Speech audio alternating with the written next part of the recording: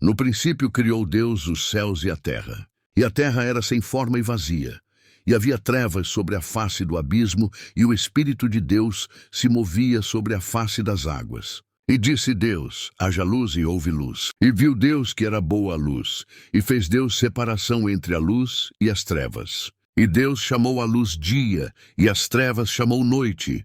E foi a tarde e a manhã, o dia primeiro. E disse Deus: haja uma expansão no meio das águas, e haja separação entre águas e águas. E fez Deus a expansão, e fez separação entre as águas que estavam debaixo da expansão e as águas que estavam sobre a expansão. E assim foi. E chamou Deus a expansão céus, e foi a tarde e a manhã, o dia segundo. E disse Deus: ajuntem-se as águas debaixo dos céus num lugar, e apareça a porção seca, e assim foi. E chamou Deus a porção seca terra, e ao ajuntamento das águas chamou mares. E viu Deus que era bom. E disse Deus: produza a terra erva verde, erva que dê semente, árvore frutífera que dê fruto segundo a sua espécie, cuja semente esteja nela sobre a terra. E assim foi. E a terra produziu erva dando semente conforme a sua espécie, e a árvore frutífera cuja semente está nela conforme a sua espécie. E viu Deus que era bom. E foi a tarde e a manhã, o dia terceiro. E disse Deus: haja luminares na expansão dos céus, para haver separação entre o dia e a noite, e sejam eles para sinais e para tempos determinados e para dias e anos. E sejam para luminares na expansão dos céus, para iluminar a terra. E assim foi. E fez Deus os dois grandes luminares, o luminar maior para governar o dia e o luminar menor para governar a noite, e fez as estrelas. E Deus os pôs na expansão dos céus para iluminar a terra, e para governar o dia e a noite, e para fazer separação entre a luz e as trevas. E viu Deus que era bom.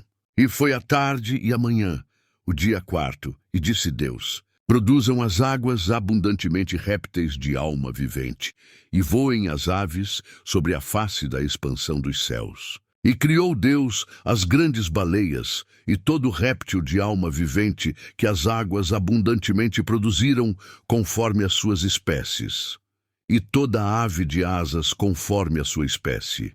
E viu Deus que era bom. E Deus os abençoou, dizendo: frutificai e multiplicai-vos, e enchei as águas nos mares, e as aves se multipliquem na terra. E foi a tarde e a manhã, o dia quinto. E disse Deus: produza a terra alma vivente conforme a sua espécie, gado e répteis, e feras da terra conforme a sua espécie. E assim foi.